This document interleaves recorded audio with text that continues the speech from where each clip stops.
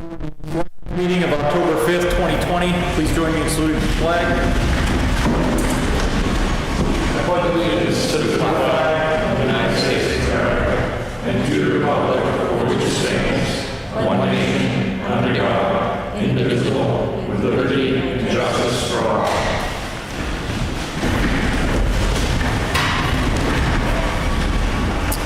Our first appointment this evening is Owen Tebow. Giving us an update on his Eagle Scout project. And I'm going to turn it over to Kevin St. James. Okay. Before I allow Owen to speak, I'd like to state that, we had a little project we wanted to do at the recreational center. And Owen was looking for a project as an Eagle Scout. And we called him in and approached him about the project. And he jumped on board with both feet. He was excited about the project. And originally, someone questioned why we met with Owen in non-public about the project. Someone was questioned why a town project would be talked about in non-public session.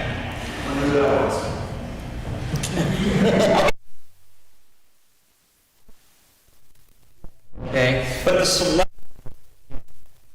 decided that we wanted to rename the recreational facility, the former YWCA camp, as the Richard D. St. Hilaire Recreational Center. And Owen's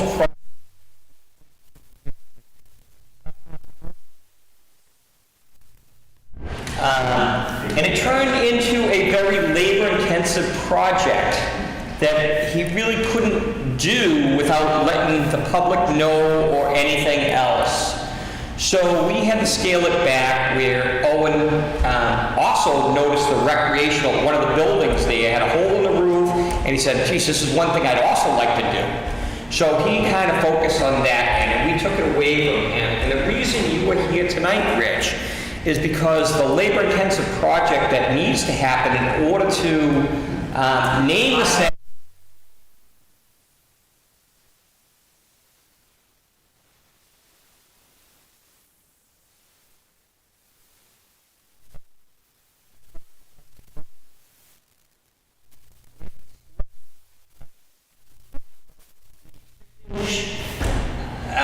Sandblasted lettering. We couldn't hide it from you any longer. Good luck. So it's a full board project that, Rich, for all the work you've ever done in town, from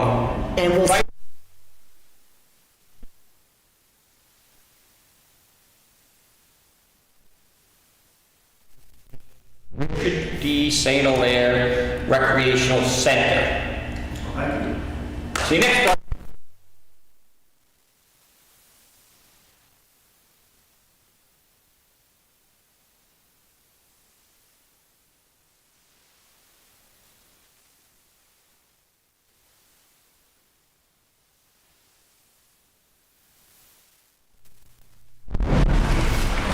I must proceed to get the hand sanitizer.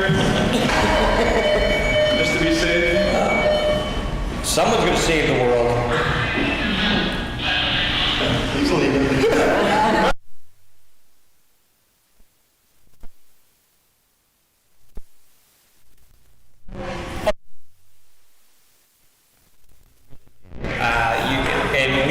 You want trying to keep it a secret or anything else, but we do appreciate the work you did. It's incredible. The building is phenomenal. And we have something we'd like to present you, I believe. At least a letter of recognition for what you did. No. No.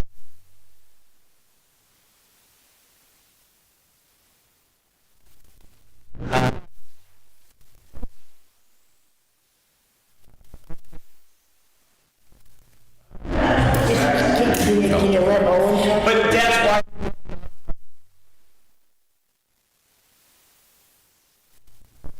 Watch the voice alone. You should.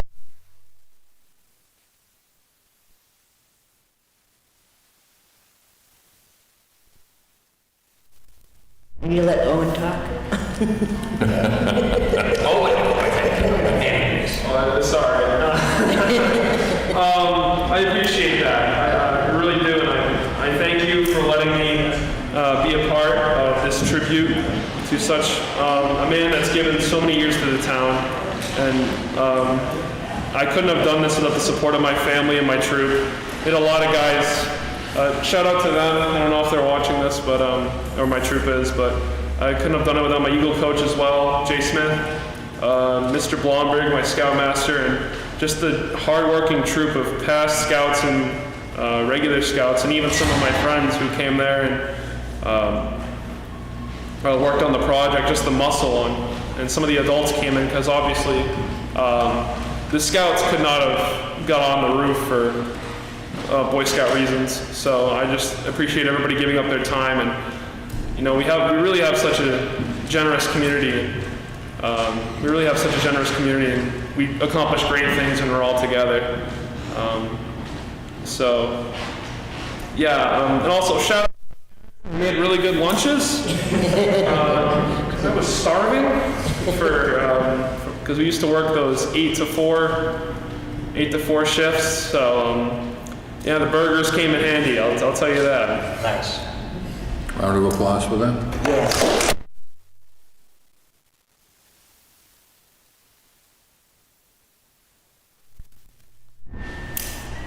That's all I have to say. Thank you. I hope it does get you your Eagle Scout. It definitely was a great project. Great job. Fantastic. Thank you again.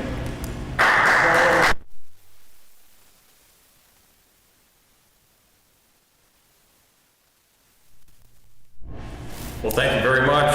And there is when you do get your Eagle Scout, I'm pretty sure if that doesn't get your Eagle Scout, I don't know what will. But there is a plaque downstairs that your name will be added to for all the other Kingston Eagles from Troop 93, past and present. I know some of them, and I'm very happy to be such a part of, or if I do, I don't know, but it'd be such an honor to be a part of that list. Well, it's well deserved. Very well deserved. For those that don't know, Phil Coon's name is on that list. Yeah.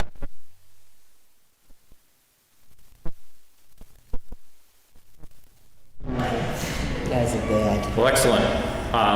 Yeah, if you need anything else from us on that, please let us know if we need to sign anything or verify anything. Just let the board know or let Susan know, and we'll get you taken care of. Will do. I'm assuming we're gonna have tons of paperwork. So as usual, that's the Boy Scout way. But Save a tree by killing one.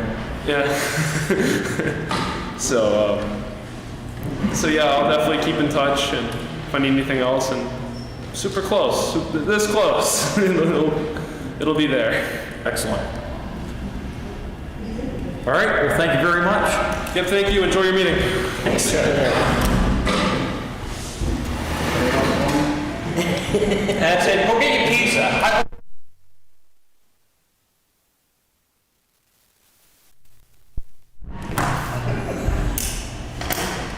Well deserved, Rich.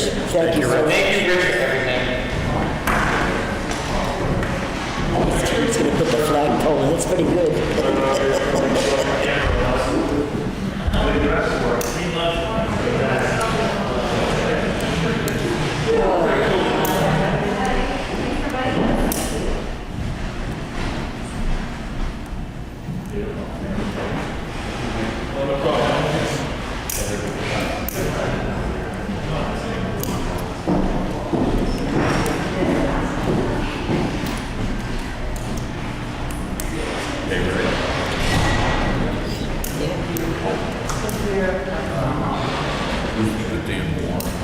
Okay, next up on the appointments, we have the Danville Long Pond Protective Association regarding the Long Pond Dam repair considerations.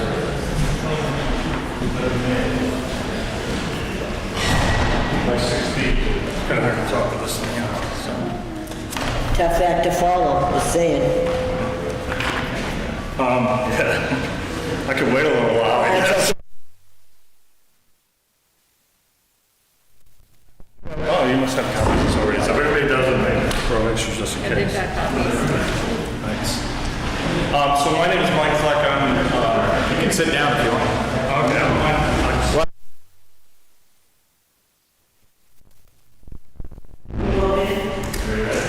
And just for the benefit of people at home, if you could identify yourself and Yeah, Michael Fleck.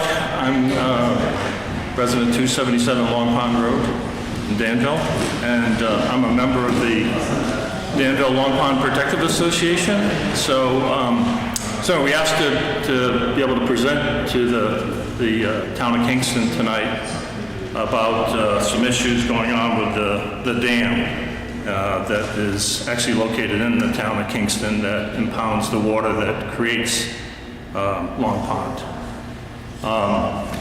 So I think Bob Griffin, I think, has been here last year. I don't know if he got to speak directly to the board or not, but I know he had a meeting here. So he's represents LER Realty. They own the dam. It's a privately owned dam. The dam is in a state of disrepair. It's had, and by the way, we've been in regular conversations with Mr. Griffin, so it's not like we're having conversations without having spoken to him. I mean, ultimately, he is the owner of the dam, but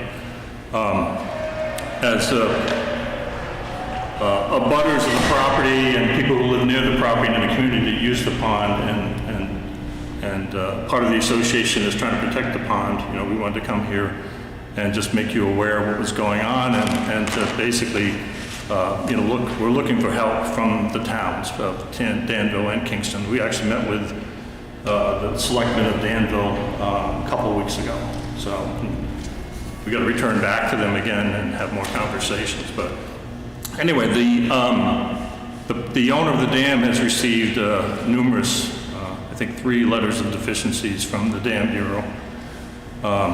Last fall, LER Realty, Mr. Griffin, had engineers come in and look at the dam and to provide estimates for, you know, different actions to remediate the situation.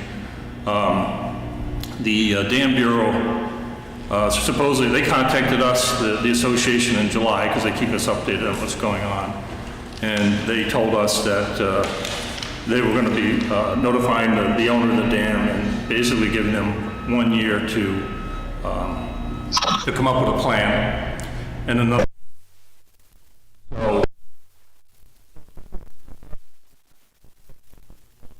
Town of Kingston, stakeholders, the town of Danville, the community, the wildlife, right, the association itself, the abutters, right, we're all stakeholders in the dam. The Long Pond is, you know, that dam was built originally in 1750. So that pond, the way it looks today, has been pretty much there for, whatever that was, 270 years.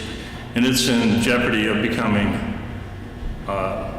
a wide river, right? So if the dam gets removed. So Mr. Griffin has basically several options available to him that the Dam Bureau has notified him that he has several options. So one of those options is to remove the dam and then go through the remediation process, right, of returning it back to its natural state with the river. And that option, according to LER Realty, they've been given an estimate of around $150,000. Again, I'm not trying to speak on his behalf. He should. I just try to provide you some context, right? So there are other options to repair the dam, which he's been given an estimate of somewhere in the neighborhood of $250,000. So you're talking about $100,000 more to repair the dam versus remove it based on the estimates he has today. Of course, if it's removed, once it's removed, I mean, it's pretty much gone forever. Because if somebody later on says, hey, you know what, that was a great resource we just lost, let's build the dam back there again, you'd have to meet all the new, you know, codes and requirements and go through the permitting process. They actually ran into that issue. I don't know if people are familiar with Meckle Pond, which is over in Wyndham. So there they had a similar kind of problem, and when that happens, the state went in and basically tore the dam out. and then they ended up with a field. And then the abutters decided, they really wanted to have their pond back. So they've spent upwards of $1 million, right, in terms of engineering cost and building. Actually, the dam is complete. They're getting ready to actually operate again at the start. Jim may know better. He's actually met with them before, but we've been talking. So we understand, that, towns don't have a lot of money, and I don't think any of the towns wants to own a dam. The dam is actually, it's actually attached to the sawmill property. So, I've looked at the Kingston, the tax maps. There's no actual plot associated with the dam itself, but the sawmill has all the water rights and the flowage rights, the rights to maintain the dam, repair the dam. There are 2 rights of way to get in to work on the dam through the properties on either side of the dam that's included in the sawmill property. The sawmill's in Kingston, obviously. So the situation is Bob Griffin doesn't, he has nobody really to leave the dam to. He's not using the sawmill anymore. He would like to relinquish ownership of it. Of course, trying to sell it with the dam that needs repair is, I'm sure, problematic for him. So we're here to meet with, I said, with both towns. We've met with Danville already. We don't have a complete solution yet, but one of the things that we've discussed and as a committee, and we've looked at what they've done at Meckle Pond, because I think the state used that as a blueprint, right, for how to handle some of these situations. But what we would like to do is to form an association that would essentially, its function would be to raise money so that we can make up the difference. Because Bob Griffin has indicated that he's going to take whatever course of action is going to result in the least expenditure to him. So he would like to see the dam saved. He believes that Bud Cheney, right, which is his father-in-law, would have wanted the pond to stay. That's what he said to us. But obviously he needs some financial help. He's on the hook for at least the cost to remove the dam, right? They'll hold him accountable for that, and he's prepared to do that. But what we're here to do is we would hate to see for what might be just $100,000 difference, that we lose what I think is a tremendous asset, not just to Danville, though most of the abutters are in Danville, but there are lots of people that use that pond from the community, that they kayak in it. If you go down to the boat ramp now, which is the public access to the water, last time I counted there was 19 kayaks, boats, canoes, little rowboats down there. There's a lot of people that do use it. It's not just the people that live on it. So I thought we could create an association that would try to raise funds, working with LER Realty, that they would have a portion that they would pay. That potentially that association could at some point, become the owners of the dam, make sure it's repaired. And then long term, what we're thinking is the creation of a village district. So I don't know if you guys are familiar with village districts. I don't know if there are any in Kingston or not, but you can create a village district for the purpose of impoundment, for water. And village districts can span towns. So you could have a village district that wasn't just Danville, but included Kingston as well. And then that village district, right, could have, some kind of fee structure associated with where the people who are in the district then are responsible for the ongoing operation and regular maintenance costs of the dam, right? And the village district could own the dam. So I don't know if that's, there's probably other options and ways to solve the problem, but we're trying to think of ways to address the problem that don't become overly burdensome for any one town. And I don't think the town of Danville could own the dam even if they wanted to, because it's not in the town of Danville. So anyway, the impact, I think, is twofold. One is there's a property value impact to all the properties, and I realize there's more abutters from the town of Danville than the town of Kingston, but there are Kingston abutters, right, on the pond. I think there's 6 of them. So, we've done some research to show that those properties, the abutters that are on the pond, that the value of those houses are at a premium in the $50,000 to $100,000 range. So I talked about some of that in this package here. And again, I get that probably impacts Danville way more than it does Kingston from a revenue perspective, but it does impact Kingston as well, or it would, or could. So there's that potential issue, right? That is, I think, a valuable reason to keep the dam. It's a revenue impact to both towns. The second reason I think I would argue is even more important. We're talking about a really, I think, gorgeous natural resource that is available to the entire, broader community, and it's used regularly. It's not, you don't see water skiing on. You don't see jet skis out there. It's mostly quiet. It's a nice, quiet place to go because it's not that big. Like I said, it's about 100 acres in terms of the size according to the DES. It's actually navigable waters are less than that, but like I said, any weekend you can see people out there kayaking and sailing and fishing, and the town of Danville has worked with the federal government, like all the back property on the back side of the, which I guess would be the north side of the pond, that's all in conservation status. We have lots of wildlife. We have blue herons, we have, cormorants, we have a loon occasionally. I mean, it's a beautiful natural place, for all the local communities to use. And once it's gone forever. I mean, realistically, getting it back, it'd be pretty hard. So that's the reason we're here. We just wanted to make you aware that this is going on, and that we formed a committee. We're planning to try to convert that committee into an association to really help drive this and to try to start collecting funds and work with the state and the other stakeholders to try to see if we can save this thing. And we're going to need the help of both towns in order to make this happen.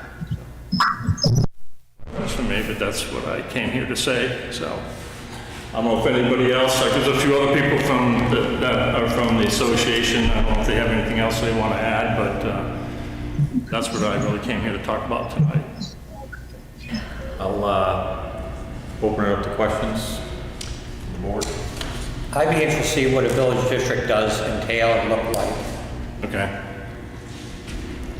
Yeah, it's basically the one, I'm not an expert on it, but I've read the statute a few times. So we're working with Danville as well, because I think there may be a village district in Danville, and they were going to look into how the process they went through, but essentially one of the towns becomes sort of the collector of the fees, so it could be an addition to the mill rate, kind of like a school district would be. And it's a small amount of money, and then that funds goes to the village district, and the village district has to have, officers just like other municipal bodies would have. But and there are village districts in the state specifically for, that's one of the valid reasons is impoundments of water for dams. And that, like I said, the Meckle Pond one, they created a village district specifically for that. So. And then the other thing you mentioned, you're with an association. When was this association started, or is it in the process of starting? Yeah, so the Danville Long Pond Protective Association was started in 2000. I think we were formed as a legal New Hampshire association, I think I'm going to say 2012. And it was started because of the milfoil that's in Long Pond. And so we've been very active, and we have 19 members, right? Those are households most of them are abutters, some are not. There's some that are not direct abutters that are members.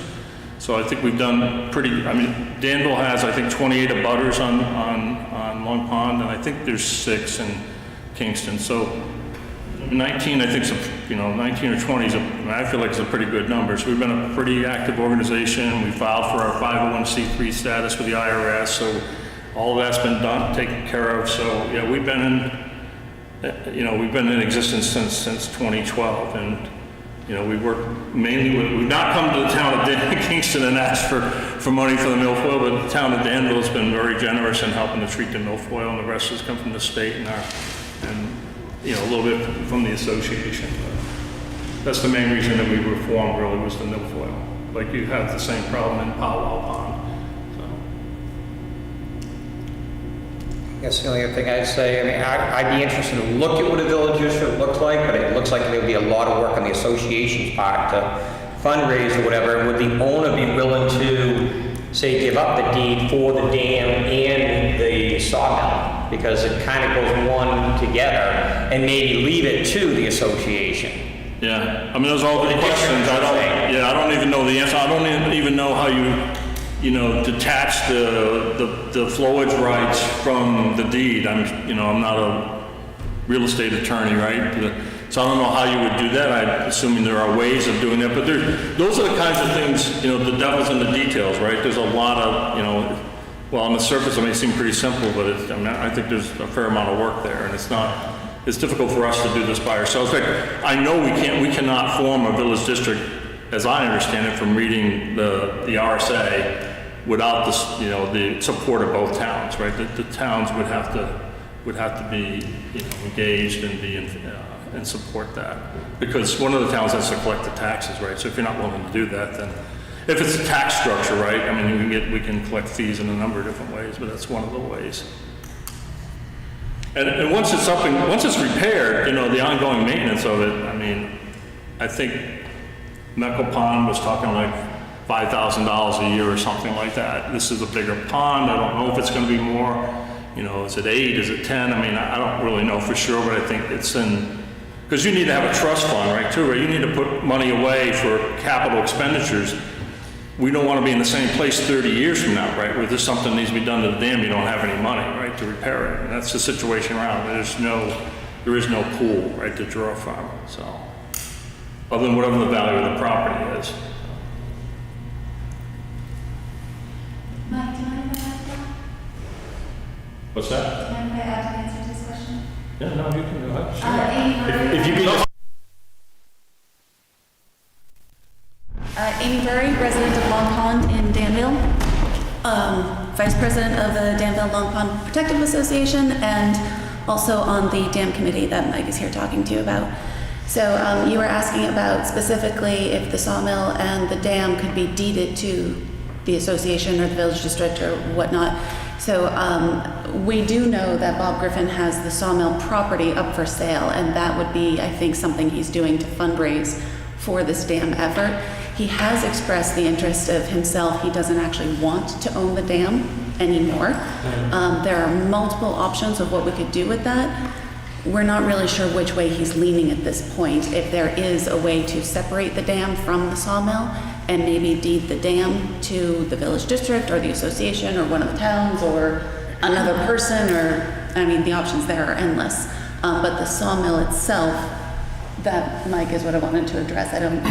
I don't see that being deeded over, because I do believe Bob is trying to sell it. Yeah, he is trying to sell it. I mean, my personal opinion, I think he's going to have a difficulty selling it with the issues with the dam, because you immediately inherit a liability, so.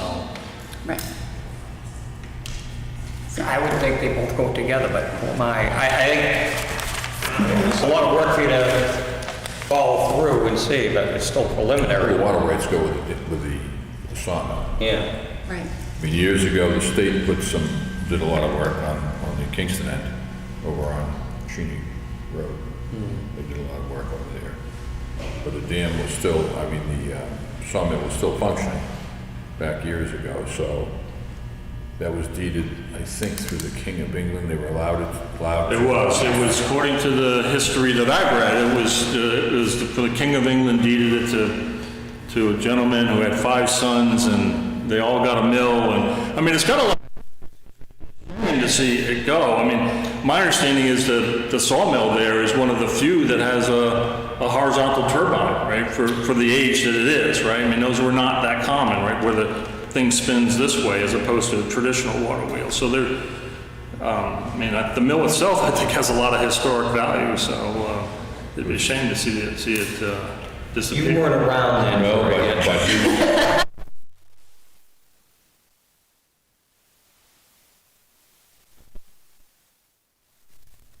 Bud's father, Roland, I can remember speaking to him about it years ago, because he ran the mill before Bud took it over.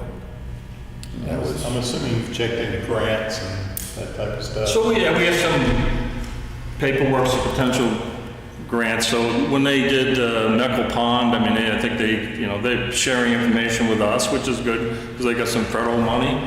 But you need somebody to go do that, right? And then find a way to start collecting What those kind of funds. federal money did they get? Did they get 1,000 or did they get 10,000 or did they get? Jim, do you know? Jim's talked a number of times, so we've actually met with him once or twice too. You know, we're just going to order up here. I've been meeting with Norm Young, who is a buddies that took over the project to rebuild the dam in Winnet. And he's been giving me advice on where they got a lot of money from the New Hampshire charitable organizations. 5 people, they raised $1 million in grants and things like that to rebuild that dam. Originally, 4 or 5 years ago, they thought it was going to cost them $300,000 to $500,000, but then it got delayed and they ended up spending $1 million. But there are a lot of grants. They get like $30,000 at a lot. And he's been giving us The charitable trust one? that information. And like Mike said, we do have an association, a 501c, but we want to start another 501 association just to keep, we have 4 or 5 members, so we can just keep everything separate from the regular association, to make sure that we get enough money to either to rebuild or to repair the dam. Because our original charter wasn't to save the dam, right? I mean, our charter was to protect against, get rid of invasive species. So we're really trying not to.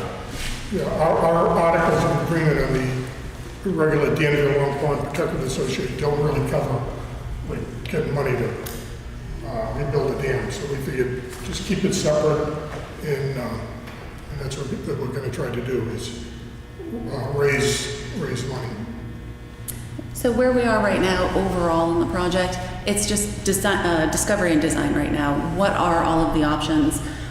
We're still waiting for Bob Griffin to tell us how this repair is actually going to work and the final cost estimate of that. It's not really a whole lot you can do until you have that absolute final number. Everything's still estimates right now. And so it's really about info sharing. We don't want to come to you a year from now and say, we'd really like $30,000, Kingston, how about it?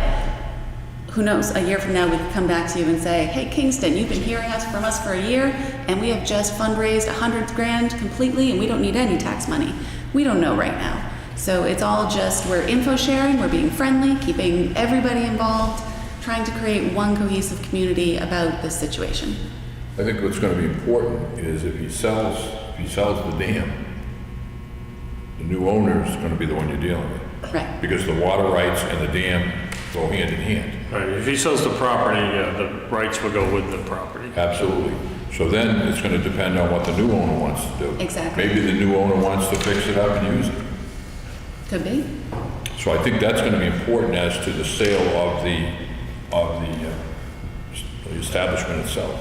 You're exactly right. It's like Mike said earlier, devil's in the details, and there's a lot of details we still need to figure out.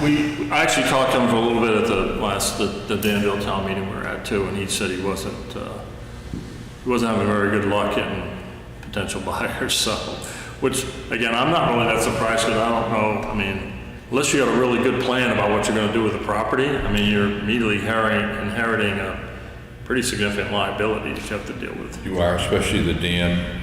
I mean, we went down there many a times when high water was coming over the sides and over the top. That's part of the problem is people were putting boards in the emergency spill. I mean, there's a lot of things that happen. I mean, if I was involved in an association that owned the dam, there would be a fence up on either side of it because there's no reason for people going down there, adding boards and doing things because now you're forcing the thing to overtop, right? So that's part of the issue the state's had concerns with. It actually it's leaking on the toe on, I think, the right side. That was one of their big concerns. You can see the cracks in it, but like I said, we would like to try to save it, right? Because if it gets removed, I mean, I can't see it ever coming back back again. It's just be too expensive to build it from scratch with all the engineering, all the codes you'd have to meet. So we don't want to wait to the last minute. I mean, 2 years is not a lot of time. I mean, it's really not really probably enough time. There's a lot of work to be done in 2 years. If the Dam Bureau is going to be, I don't know if they're going to be that, you know, strict or not. I think my experience with working with the state for something like that, if you show them you're making progress and you have a plan, they tend to be, because I don't think there's any imminent danger of that thing, you know, caving in and, you know, flooding somebody's house downstream. If it would be a much higher, you know, class risk dam if that were the case. But they just want to, I think they're tired of waiting. They want to see something get done. I think that's the issue. So I wish you good luck in dealing with them. yeah, trust me. I'll leave it at that. Thank you. But I've worked with And we understand. numerous departments in TES, so I could tell stories all night long that I'm sure you don't want to hear. So. No, I mean, I think the info is good, and we appreciate the communication. Bob has been coming in, you know, as required by the Dam Bureau to just kind of keep us apprised of the situation and let us know what's happening. You know, we would need more information on what a village district would look like, and I can't see the town of Kingston putting money into something that's going to affect 5 residents. I think that's, and I'm only speaking for myself here, yeah. But we have a lot of competing priorities. We're putting a fire station, I mean, there's a lot of stuff going on right now, and then on top of that, we don't know what property revenue is going to be based on COVID concerns and things like that. So I know you're not here looking for a commitment, but I'm bracing you for the fact that the town may not be opening its checkbook to help you, but I personally wouldn't be opposed to assisting you to keep the pond in you know, I understand. in action. And I would just ask it to not be focused solely on just the revenue perspective of the impact in the town, but, you know, I get it's not the only, you know, pond or lake that the residents have access to, but it's definitely not just people from Danville that use that pond, so. Yeah, we have a couple dams already, and we don't really like being owners of those. Oh, you actually own a few? Yeah, we have one, yeah, the one right on Kingston Lake is ours. And Well, possibly they could advise us. Yeah, but 5 lakes and ponds, 25% of the land is already in conservation. I mean, we really, Oh, yeah, it's a lot. At least you don't own Trickle Dam, right? for that, we're grateful.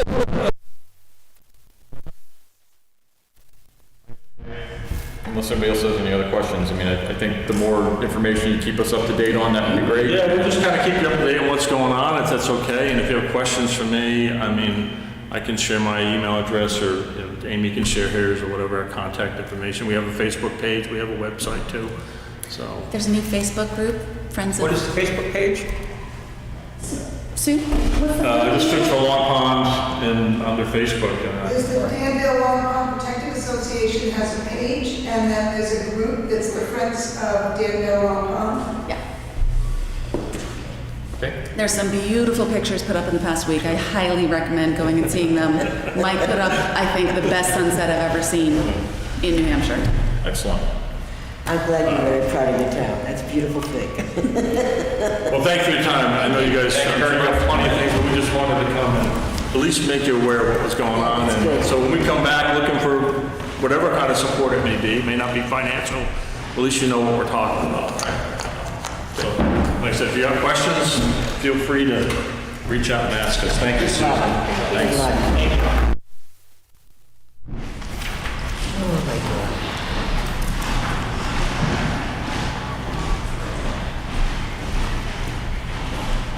Okay, that was our last scheduled appointment.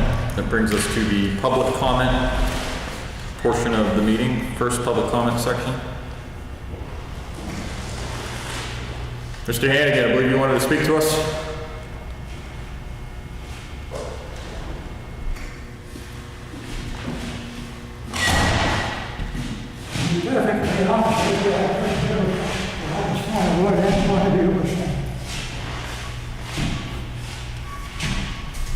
Not your fault, but I think you need some curtains or something to stop the echoes.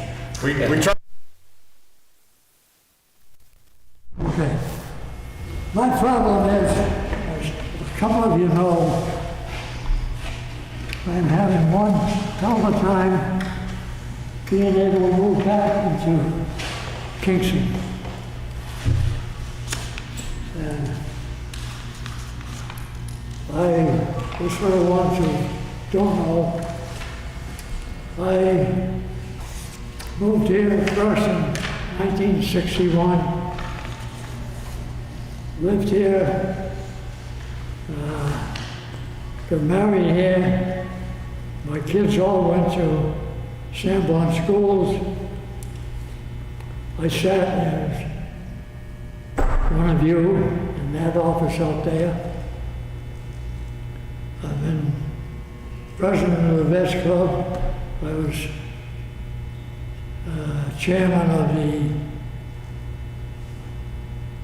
zoning board of adjustment. In other words, I've been a Kingston person. Now I'm back. My wife and I moved to Florida down there, supposedly to just go down for the winter. But it ended up with us staying down there 20 or so years. She died in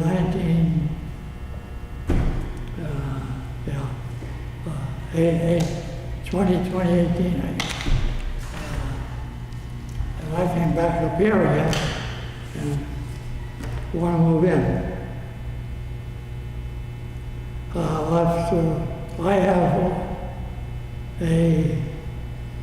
I'm the owner of a piece of land on Hannigan Lane. It's, right now, it's 10 acres, 10 plus 97 acres. It's wetland.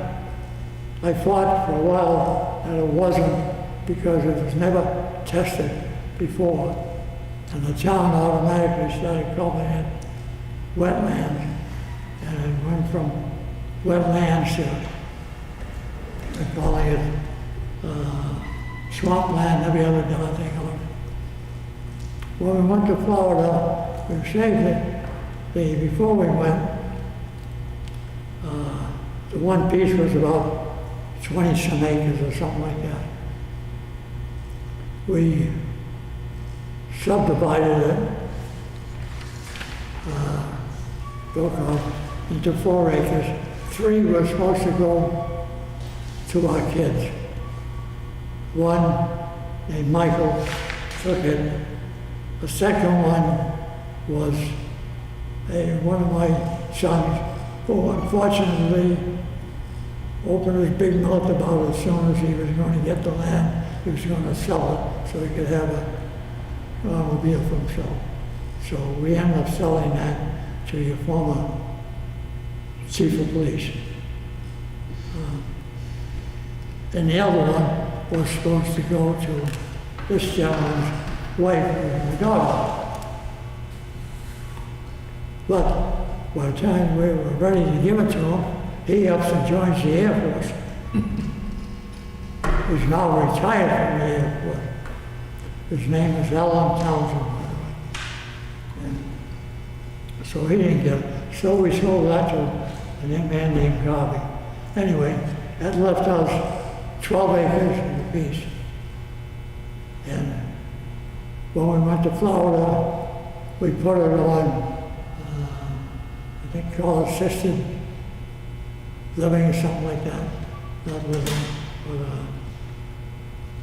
current issue or some such thing like that, to reduce the taxes. And over the years, it started getting all these other things on the air. I tried to argue and stuff, you know, hey, stop calling it wetland, I might want to sell some of it. And about 5 years ago, the planning board, when I came up from Florida, at one of their meetings, they decided that the words on it when it was subdivided was not for building.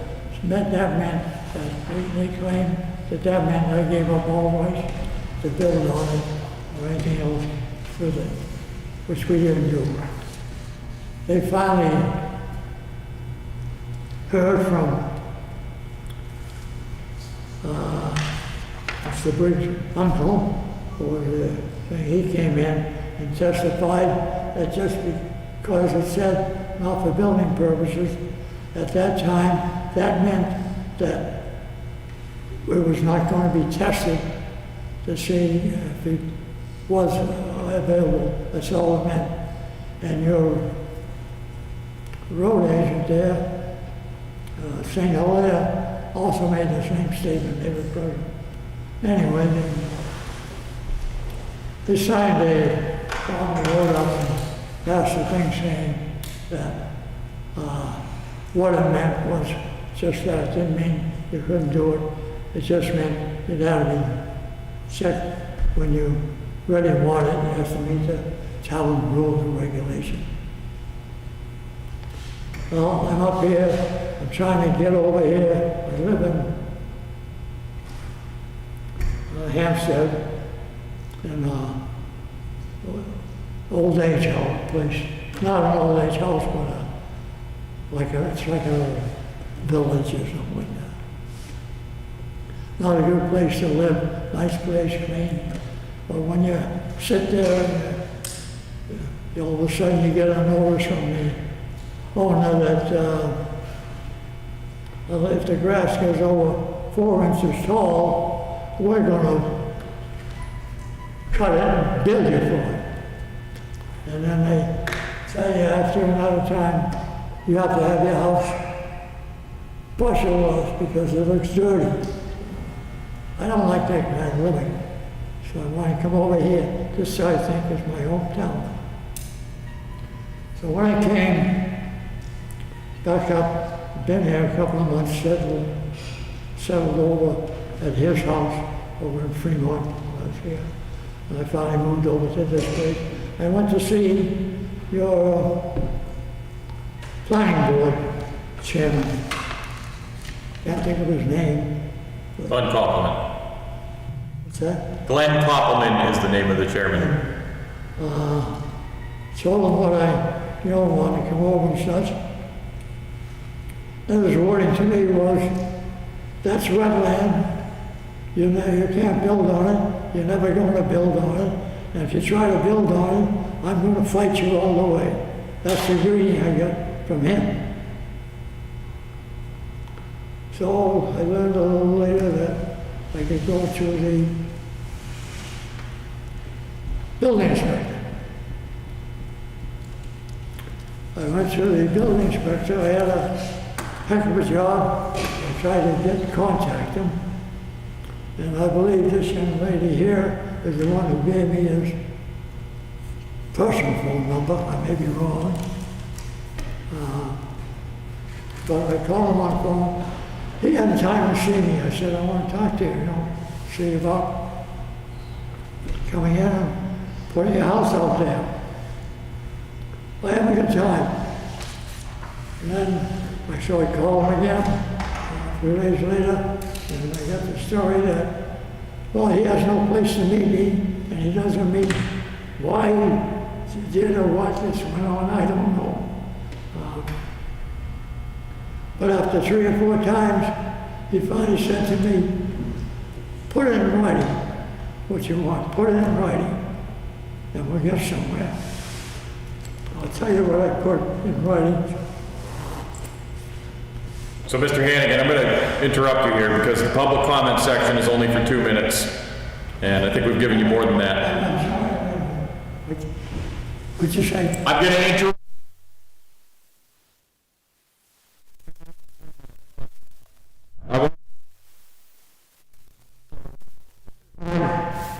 Last chance here, and if I can't get anywhere, I get someone to at least meet and talk to me. Mr. Briggs did, he interfered and told the guy, as I understand, to talk to me and hear me.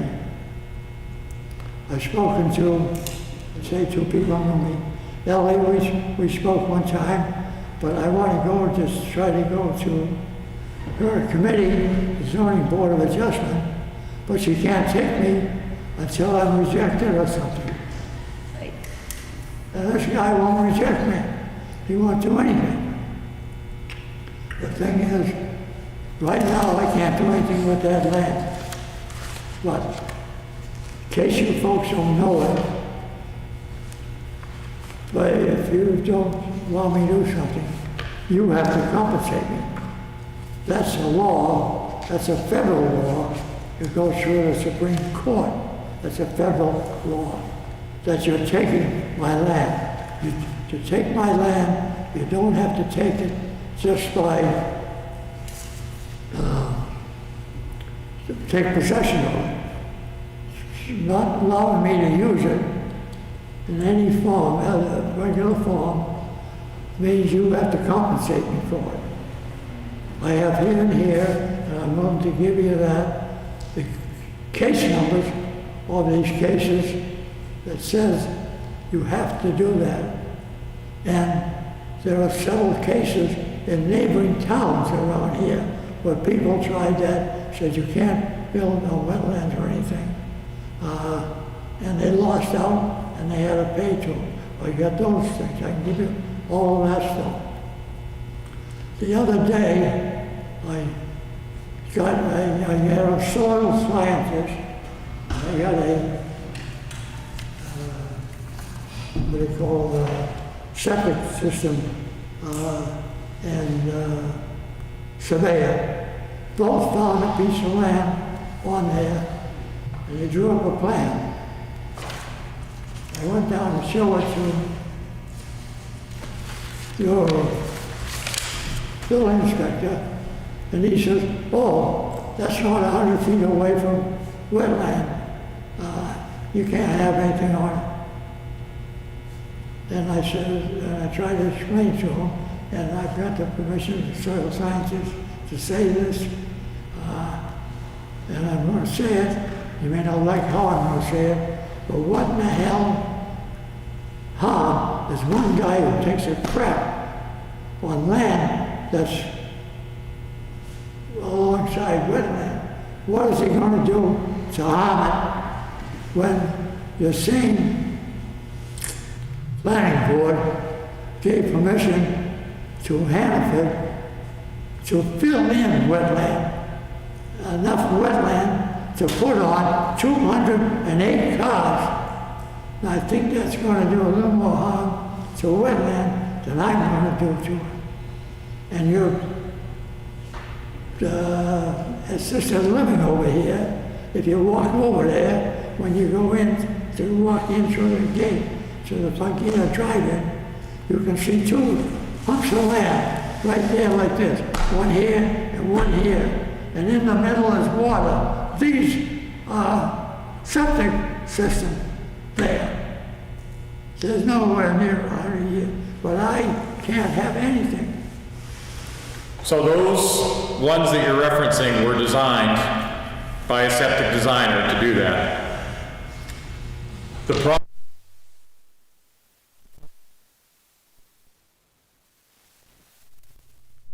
Sorry, what? The information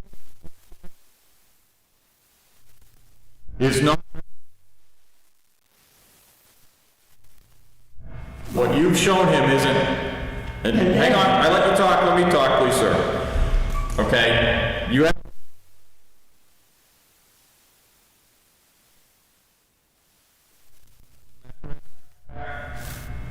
That's what, 2007, that's Yes. when, the town planning board said that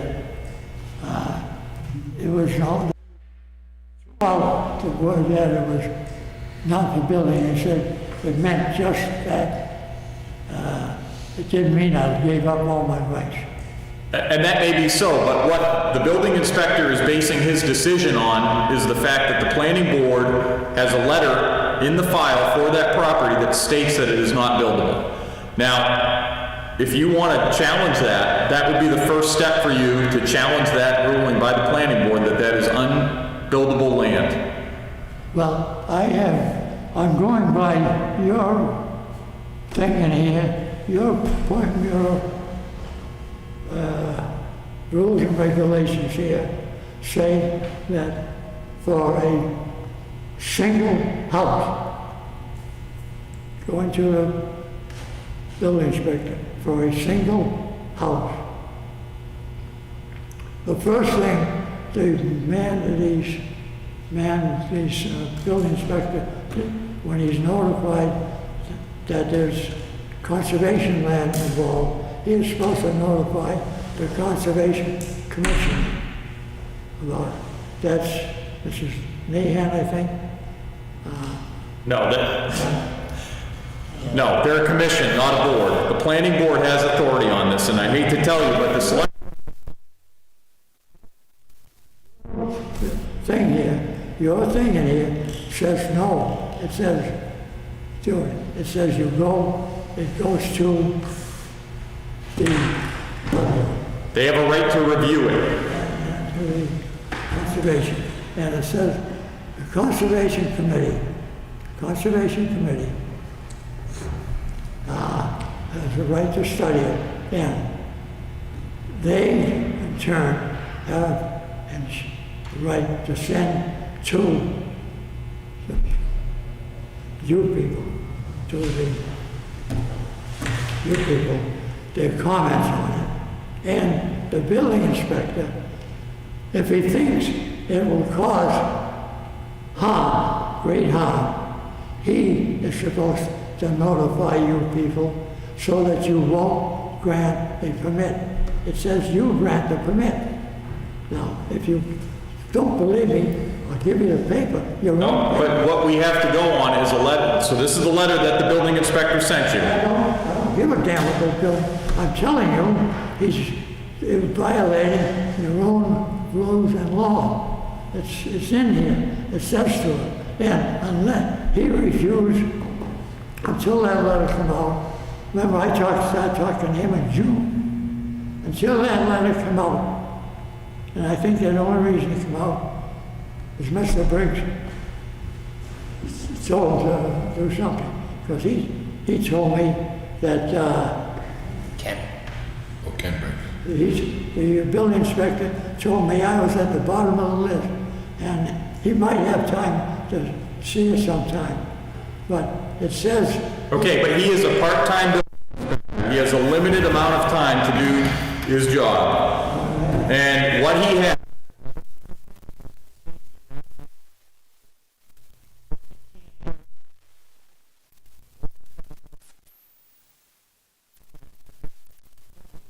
What about this thing? Now, without him denying it, until just now denying it, I have no right to go to the zoning board of adjustment. With him denying it, I have a right to take my case to the zoning board of adjustment. And I can't do that because he wouldn't deny it. He told me he wouldn't deny it, and he wouldn't give me a thing. He told me he wouldn't deny it. Can I just say, are you the one that wants to build the house? No, No, Mr. Hannigan wants to build the house. okay. I think the simplest thing here, which basically what Robert Stewart's letter said, you're just gonna get engineered plans of what you want to do and present those. And not a concept. Not a concept. Engineered plans that would show a septic, a well, and a foundation. To show it's not a wetland, and you'd be all set if you get the engineered plans. The first time when he said put it in writing, I asked him what he wanted. He just says put it in writing. I picked up a couple of forms from the office over there, and I filled it in as best I could. And when I wrote to him, I explained what I wanted. I told him I was not going to subdivide it. There was going to be no subdivision. I was going to build a curtilage house. And which means, I don't know if you're all familiar with it or not, but I was going to build a curtilage house, which means I don't have to subdivide it.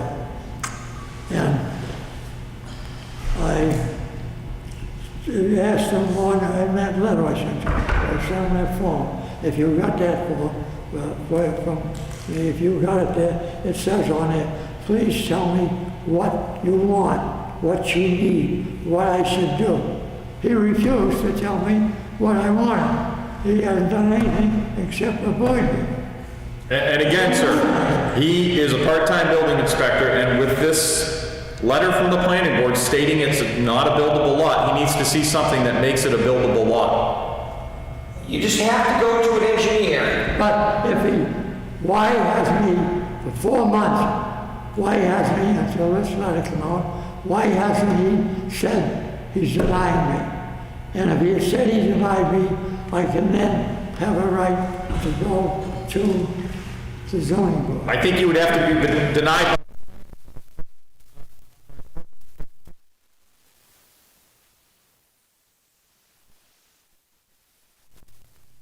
Which will prove what I'm saying. Again, if you want us to look at something, you have to make a formal appointment. When you come in and under public comment, we don't have any background information other than this letter from our building inspector. Okay, then my choice, and I'm telling you right now, my choice is that I should the town, you have to pay me by law, you have to pay me the compensation. I was trying to avoid that. I like this town. I did like it up until now. That's not true, because if that was true, everybody that had an unbuildable lot would be suing the town. Oh, no, this is not for showing the building. This is, I got proof here. But what he just said is what you need to do. You need to hire I an have no engineer. choice. I just told you, the building inspector, the planning board guy says he's gonna be against me all the time from the beginning. And again, if you get that denial from the planning board, then you could go to the zoning board. So if you get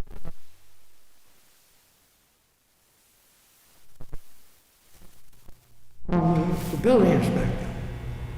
I have a building inspector. So I'm going to apply to the zoning board because it says I can apply to the zoning board. Why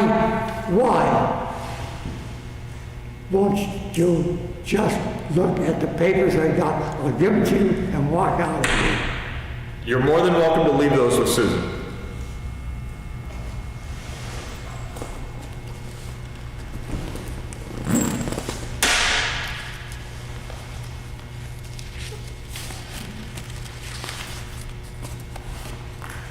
First paper, I'm going to give it to her, is the Wetland Conservation District paper. Is that our It ordinance? says, building permits for individual lots. Upon receiving a request for a building permit from the Wetlands Conservation District, the building inspector, as agent of the Board of Selectmen, shall notify the Conservation Commission of said request. Nothing about it notifying the planning board. The Conservation Commission may submit a written report following its review of the request. If the building inspector determines that the proposed activity may have a significant negative impact on the wetland and/or designated buffer, as described in Article 2021, they may recommend that the selectmen deny the application. There's nothing in there. If it's with a subdivision, then he has to notify the planning. But on an individual thing, he does not. Again, if it is found to be an unbuildable lot, sir, he does not have to notify the Conservation Commission. I have a paper which says it is no longer considered a wet lawn. That's what your board said last time. How do I prove it isn't without doing it? I hired a soil scientist who says he agreed it's mostly wetland. He agreed it's mostly wetland. And he and the soil scientist and the septic thing man there both found a spot over there, which is dry land. There's no filling in of any wetland at all. It was dry land. And he made a plan up, and that's what I took over to him. And I took it to him. I said, tell me what you need. All he said was, the first time he said it to me over the phone, he said, you gotta go to the planning board. When I brought him down the thing and gave it to him, he says, you have to go to the health thing. He didn't even know which place to send me. But Okay, I'm gonna read right from the letter. The concept map, and that's the thing that you submitted to him in writing, shows zoning and wetland issues which will have to be addressed. Because the proposed house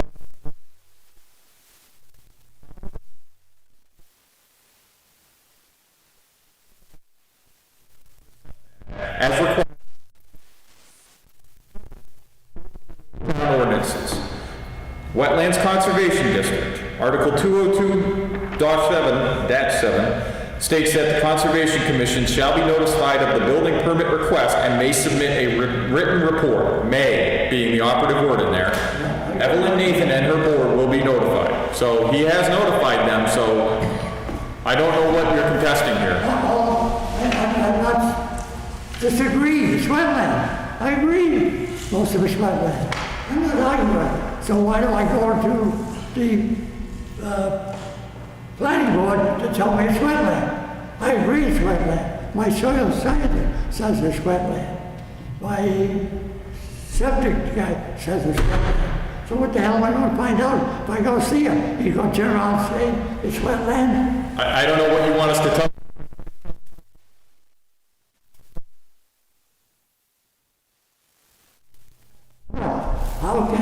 How can he or anyone else allow all these other people to fill in wetlands? I'm not asking. Okay, to my knowledge.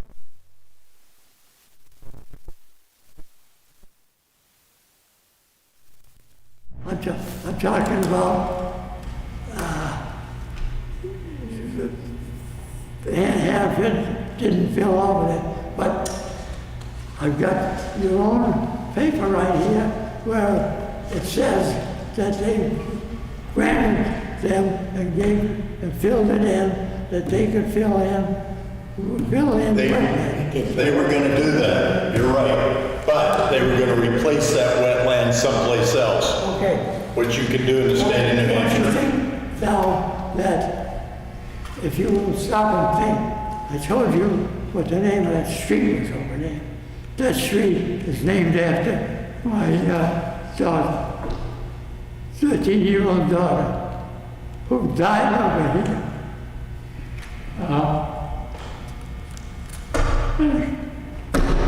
And it came, busted with their body, right?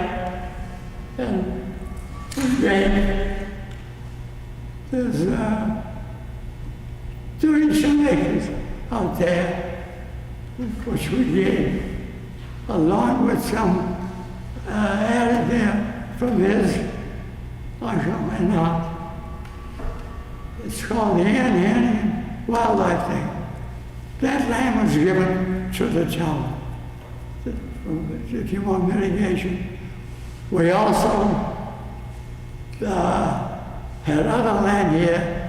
We built a place known as Folly Brook down there, which is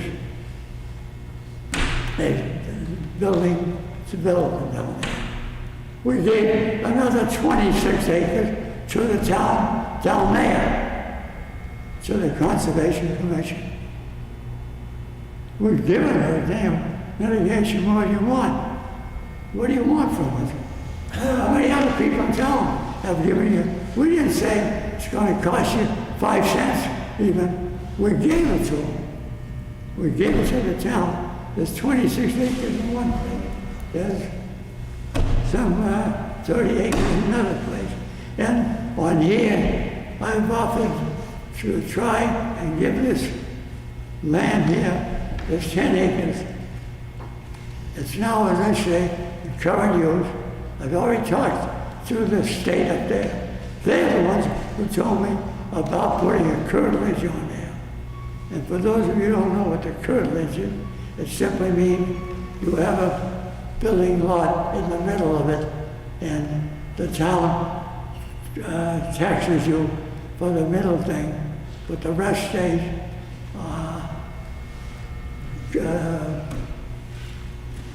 I say current use. The rest stays current use. And I tried to talk to Dan, I believe, about that 26 acres. Give me 2 acres, and I'll swap you, and I'll give you the whole 10 or 11, which they've been trying to get for years. They've been trying to get that for years. I've got paperwork here that shows over the years, they kept saying, when we did any separate over there, they wanted us to give them the rest of that land. We kept it for ourselves so we could come back. So can I ask you a question? Have you had, What I pay taxes on that land? how much have you paid in taxes on that land? What is it assessed At at? the beginning, I paid in the hundreds, but lately, and since it went in current use, it's $5 a year. And it still remains $5 a year. Now, There's a reason it's taxed at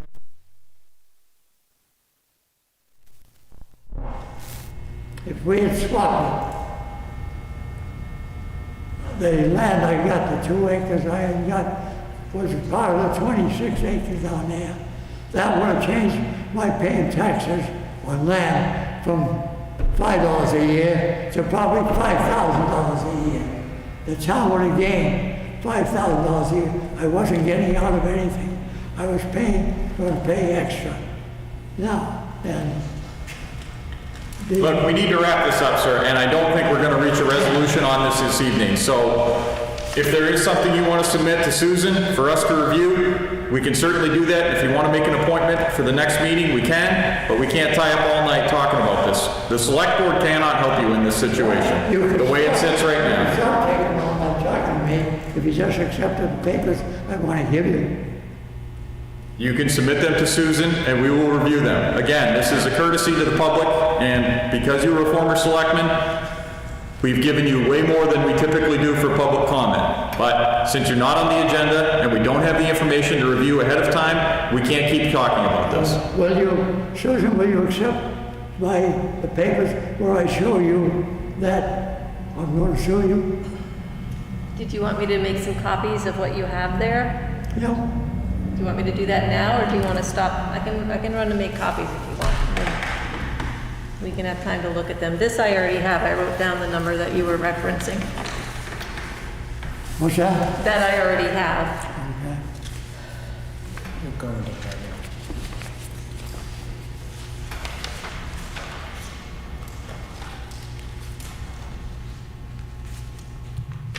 Do you want maps on the plan? I can just take that whole packet and make a copy if that would be easiest.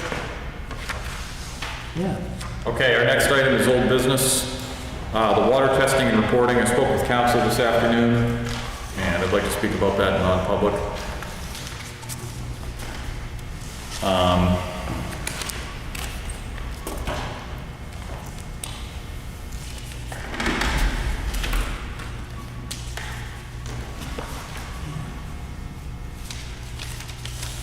Did you review the affinity lighting thing?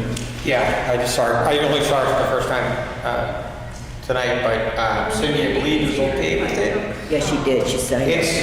It's confusing, but it all, we just gotta trust that in the end, it all washes out. Okay. I signed, everyone else already signed it, actually, it's right in here. Okay. I think you're the only signature left on it.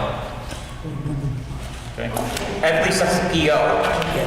So Cindy's been talking back and forth with both companies. And she recognized that it was a complicated series of events that had to happen. The A followed B followed C, so. Copy these as well? It's, I don't blame her, she wanted to make sure she wasn't getting us caught in anything. She did.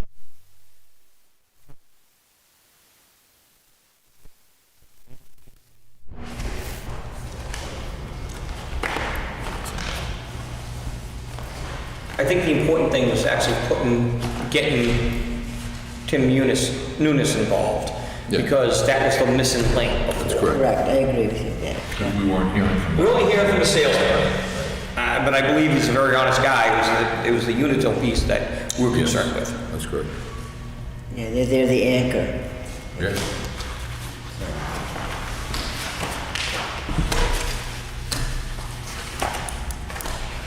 I think you just made the biggest mistake that you're gonna have this down at Kingston. Completely. He does. How do you think he's going to go across? And I'm not pleading for or anything like that, but how do you think it's going to cross when somebody's going to get the stamp thing, see in the newspaper, and say, you know, this town goes in like black people. This people doesn't like anything. So they jump all over. They won't even listen to them or pay attention. They formally tell them, you gotta do this, you gotta do that.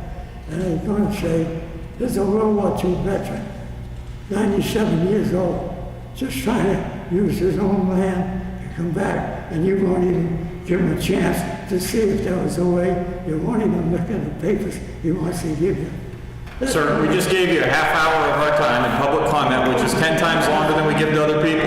You're gonna hurt Kingston. I like Kingston, I think, a hell of a lot more than you do.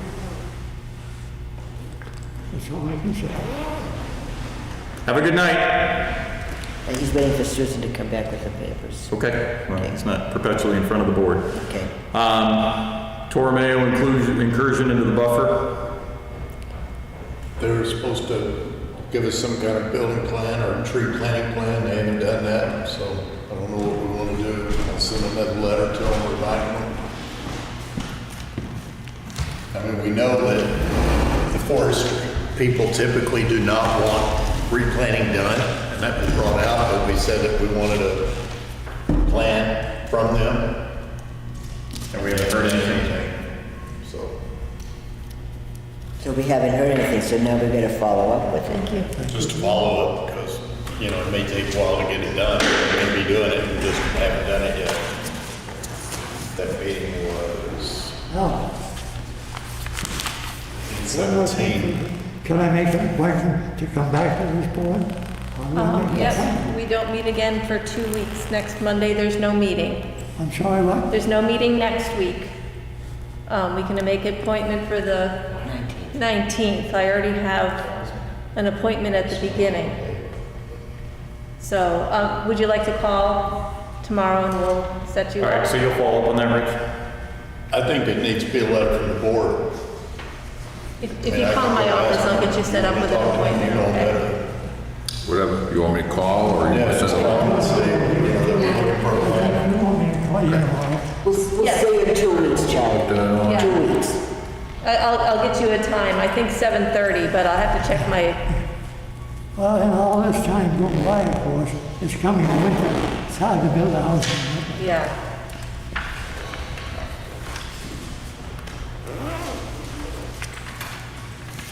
We were looking for what, specifically on a tree planting plan? To replant where they cut too close to the buffer. And And they're gonna plant trees or no? Election, what do I have to do? I think we need to involve conservation in that. Oh, for Because typically conservation doesn't want trees planted. Start with So Susan. what is it tomorrow, that 2 we're weeks, looking then for we'll on go the from plan? there, okay? We're looking for them to give us a plan on how they will replant it if conservation wants it done. But we might be able to talk to conservation and say, Okay, what do you want thanks, Charlie. done? Thank you, sir. Can I ask, Say hi to Leslie. where's handling that replanting schedule?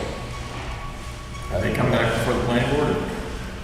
Hadn't been back here since I've been there. They open, weren't we, like, not gonna let them open until they did that? Well, we weren't granting them an occupancy permit for phase 3. Phase 3 or phase 2? Because we're, again, Phase 1 and 2 are done. we're at the end of the planting season again? I think they did come in, I just can't remember what happened. No. I know they had delayed once, at least that I was aware of. I'll check on that. I don't know. Last time they came back with the kind of ridiculous plan that they were gonna plant 20 trees and call it good. No, they planted a lot of trees. They did? Okay. I don't know, I don't remember any follow-up.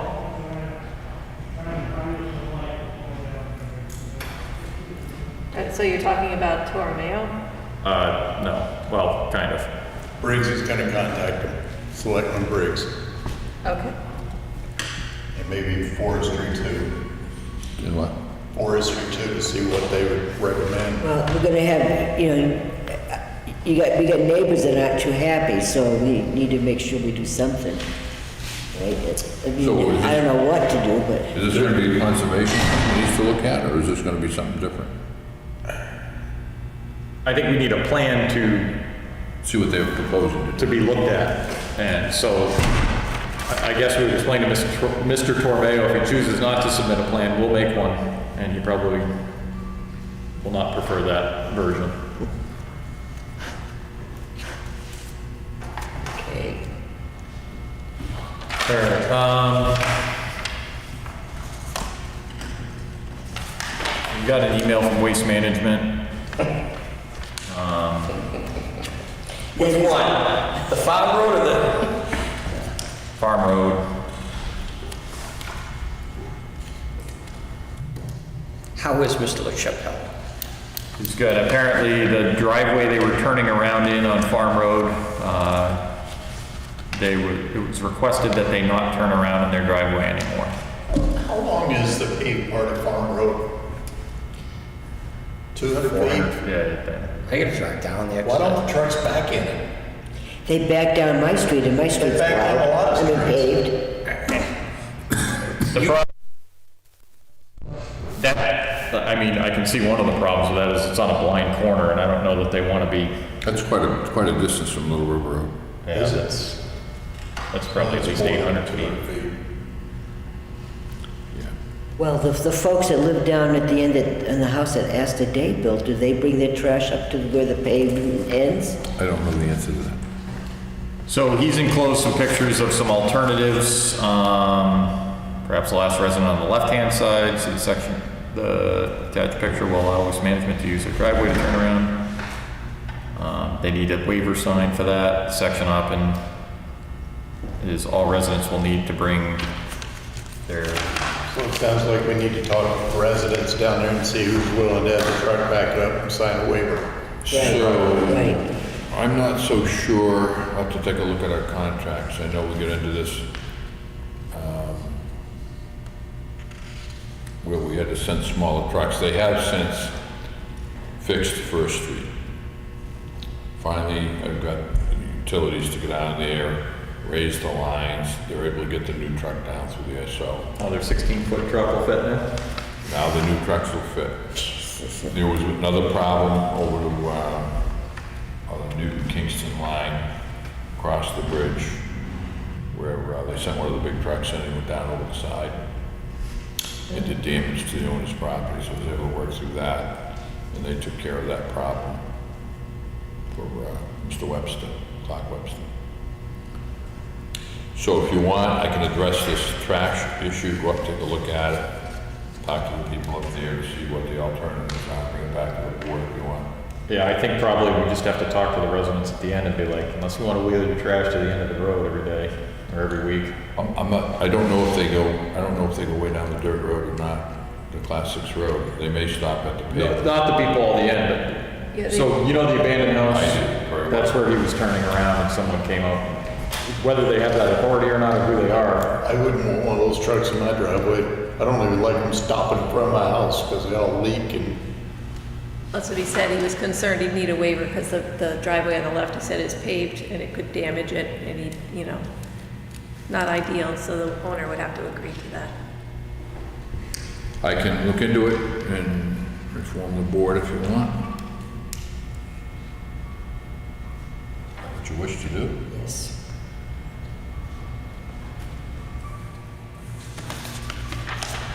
Ready?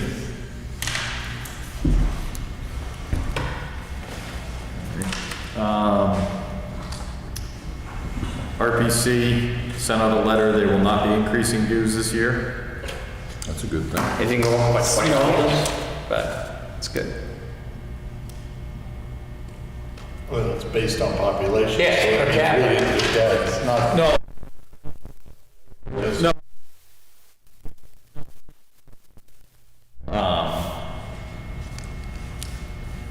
If you read the letter, it's basically, because of COVID, they're not, what we paid last year is what we're paying this year. It's not, Yeah. the town didn't add any people. No, I'm saying that their assessment is based on population. Correct. But what they charge per resident changes. And what they charge per resident did not change from us. I can't believe I'm sitting here defending the RPC. But What's next? Southeast Land Trust? Oh, you already like that. Jesus. So on the agenda, I spoke about it, I'm done. Let the minutes show. Not. Committee liaison reports. Well, I could start if you want on this side of the room and give everybody a chance to think. Got a couple of things. I have appointments set up with both Rich St. Hilaire and Graham Pellerin to review their employment contracts. I want to flush out any problem areas, if there are any, and if they come up with, if there's some suggestions to make any changes, I'd flush it through you guys and through NHMA, and at that point, it should go to a professional employee contract person, consultant, to ratify it. Does that make sense to you both? All, it's not just both. But that's what I want. I wanted to review them with both individuals first, because I know one was delayed in even getting signed. So I go review it, find out if there's any problems. If not, I'll run it through NHMA, and then I think we talked about perhaps a professional person, non-town related, for a review of the contracts. Am I correct on that? Yes. Yes, okay. I also talked with Glenn Greenwood, because in talking with Rich St. Hilaire, he and Dennis Patel have a meeting set up on Friday, a pre-construction meeting with Mr. Pellegrino. And the question arose of whether or not Mr. Pellegrino has a bond on the new property that he seems to be working on without any assistance or approvals. Just So- some added things, maybe you're getting to it, but there are pictures, have you seen the pictures? I saw the pictures that Rich emailed them to me. I'm assuming he emailed them to all of us. But if in order for Mr. Pellegrino to start working on this next phase, his bond number, which the planning board sent him, is $328,494. So Rich and Dennis will need some guidance. If he pays it, then they can move forward. But if he doesn't, there's no sense in us paying for Dennis's time or Rich's to work with him on pre-construction issues when he hasn't even posted a bond for the construction. I talked to Rich, and we had that other meeting today, so we talked about it. Basically, it sounds like we need to issue a cease and desist on the whole next phase. Yeah. Because he's cutting in the road, he's filling areas that are low, they know nothing about stumps being removed, the slopes are with trees in the way. I mean, it's just everything's not to standards. And I would also say that this being phase 2, this was an issue in phase 1 already. So I see no reason for us to have a pre-construction meeting without the full bond amount in place, because it's not covering Dennis's time. That's correct. And construction's already started, so I'm fully in favor of Mr. Wilson's point is, we need cease and desist, and I did speak to council about that today. He elaborated on what he wants in there. We can discuss that in non-public session because it was a meeting with council, but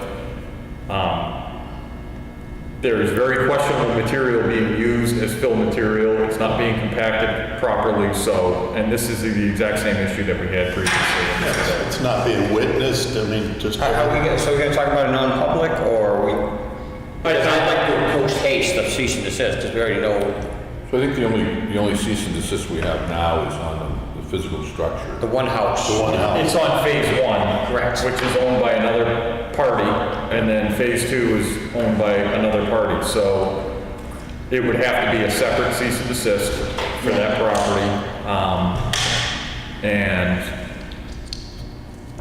we reviewed what needs, I guess it's just what needs to be in there. I don't want to Yeah. get into the details of that, you know, in a public session, but, yeah, the council felt that that was the appropriate remedy. Okay. The only other thing I had is I did ask Cindy to send us a financial statement of the town's, expense and revenue to date, and to date expenditures versus budget, so that we see a monthly picture of our financial condition. So I said, all we need is once a month, I suggested the third Monday of the month, or whatever works well for Cindy's schedule was fine with me. So that should be forthcoming soon. That was it for me. Okay. We met today with the engineering staff on, what do we call it, the drainage and... Swales, MS4? The EPA surcharge? Yeah, surcharges and $40,000 thing. What we're gonna basically do is start writing a post-care regulation, what needs to be done.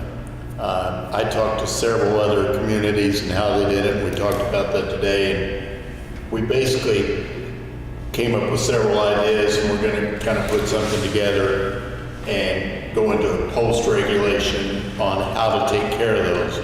Now, you were looking for a way to make up that $40,000, and I don't think that's gonna happen. Based on the conversation, I don't think we can, that's just one of those taxes. We're gonna have to pay in taxes, one of those fees. And we can protect the town through inspections of what's required from, like, say if Hannaford's was built and they were required to put in certain things, and then we can write something based on the maintenance and what they have to do and the reports they have to turn in.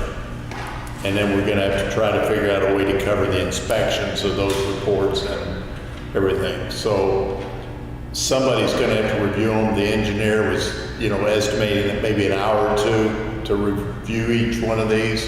It'll probably be a yearly thing. And it'll be a thing where they were guessing that we had, I think they said 150 properties that would fall into this. So, that maybe we do half one year and half another year, depending on the guidelines. We are gonna set up probably one meeting with the lady that was in here to see how she says to write these. But even though it's gonna cost us quite a bit to have her in a meeting, it may save us work in the long run and save us money overall.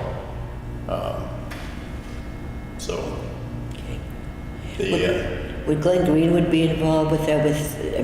Does he have expertise in... Who? Glenn Greenwood. He was here. Oh, he was, okay. It's Glenn and Glenn. Okay, great. Engineer Rich and myself. Okay.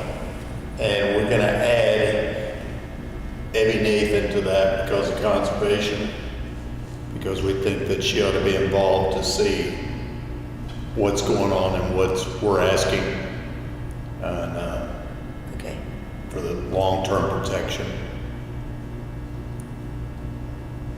Okay. And you didn't mention signs are going up finally, so. Yeah, sorry. 2/3. Yeah, the Kingston Signs. One, I've got to go talk to a property owner because they want to move it on to somebody's property because it's too close to the road they felt. So I'm going to go talk to them. Okay. And, but that's progress, and they're doing it pretty quick once they get started. Yep. It'll be done by the end of the week, finally. Thank you, Rich. Both of you. How did the Zoom meeting go last Tuesday? Actually, pretty good. You were involved. Yeah, it was excellent. It was They were complimented by several people about the detail of the proposal. It's a very complicated proposal. We talked a little bit about it. I just wanted Dennis to explain some of the methods they were using to me.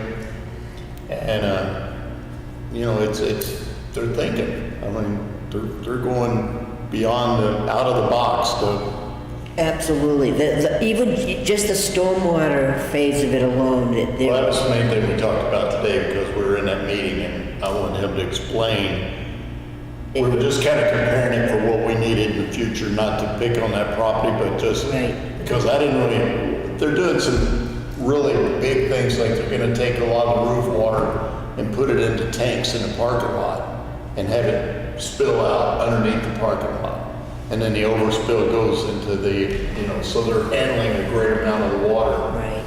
before it ever gets into the drainage system. Okay. What's gonna be what's the effect on our unlined landfill? Shouldn't be anything. Nothing? Yeah, they're going to recycle basically 97% of the water on site. On-site. On Now, site. Dennis is, well, we probably really shouldn't be talking about this, but Dennis's concern is like, what if we have that 100-year rain 3 days in a row? Like the overkill situation, like,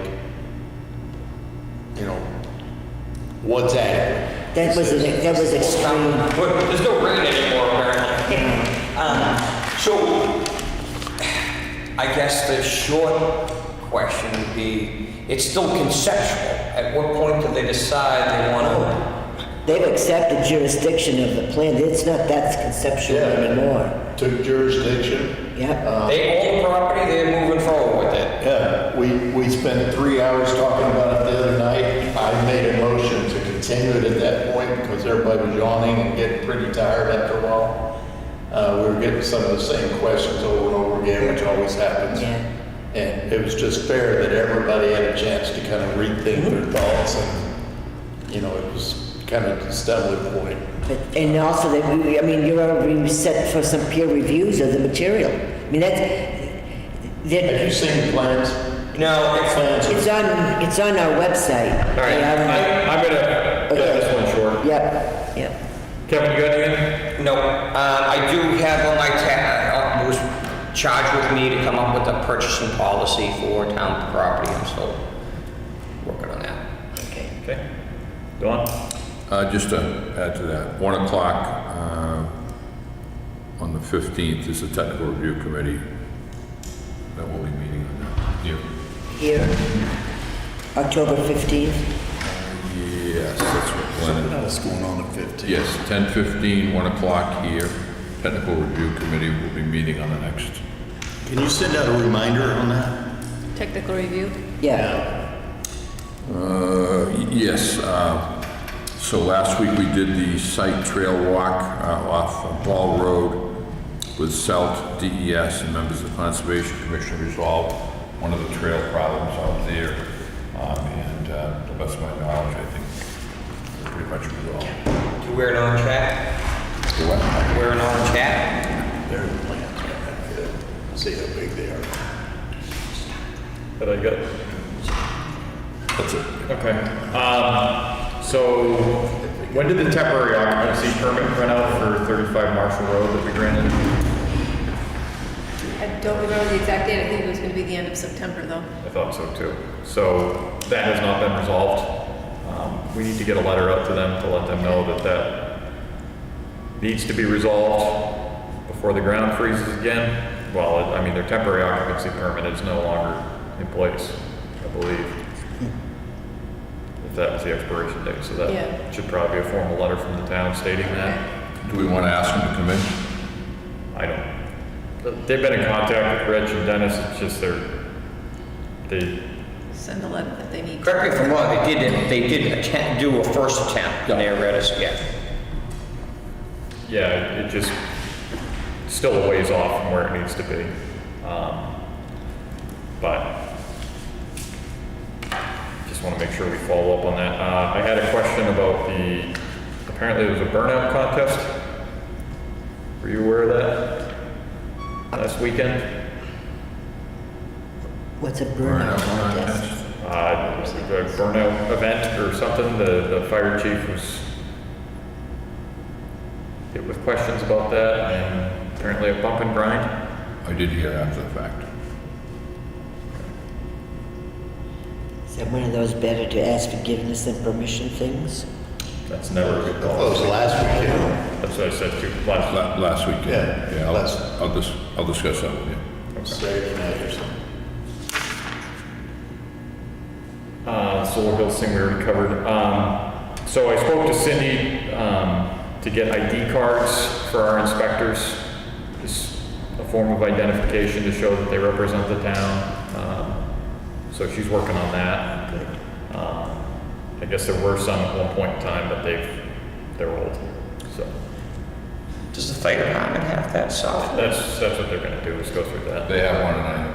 Okay. You have, okay.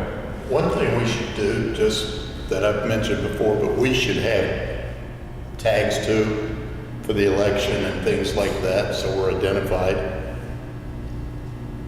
I know I got a name tag last time I worked. Yeah. Tammy did the tape ones last time. You think more official looking ones? I was just thinking it'd be nicer to have something a little more official, you know, because, I mean, everybody knows Don, but a lot of people don't, well, everybody knows Ellie, but a lot of people ask me who you were, ask me who Kevin was. I usually get this dejected look when I show up on someone's truck, they're like, oh, you're here. Like big gold chain.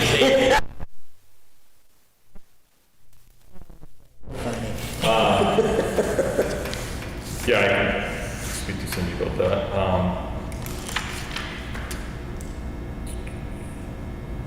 Okay.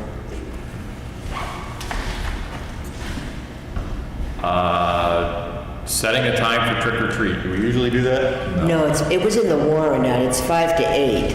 Was that in the warrant? That was in the warrant That out. was voted. You still go out for trick or treat? You get it. That was voted. What's that? Set up and you know, 5 to 8. Yeah, that was- Come and stay in my street and watch. That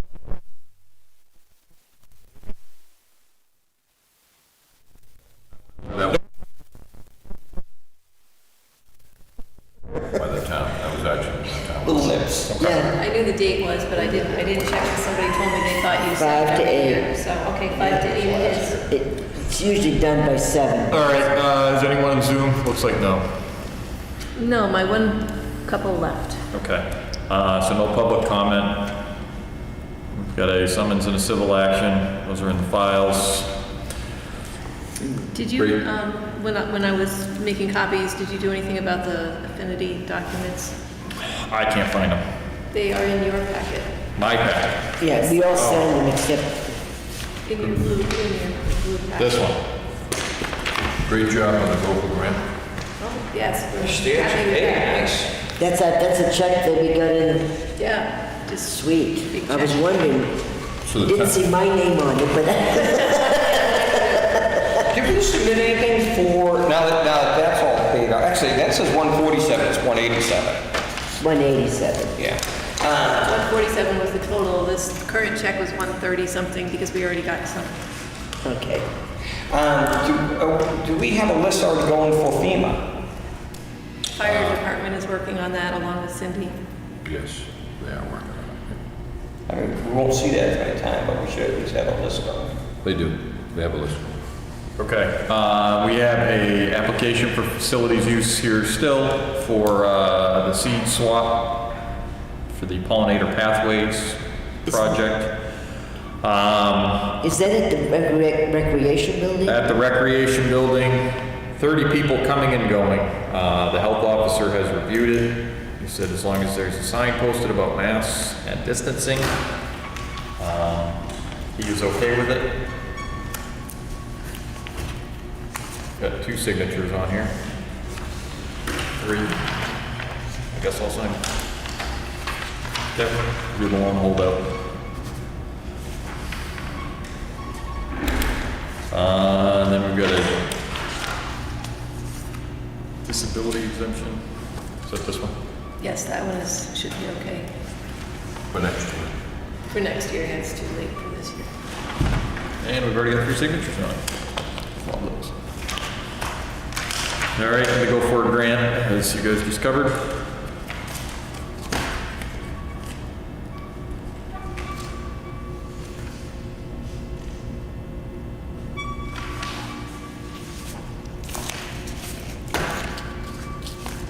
Some oil for that table. Yeah, it's like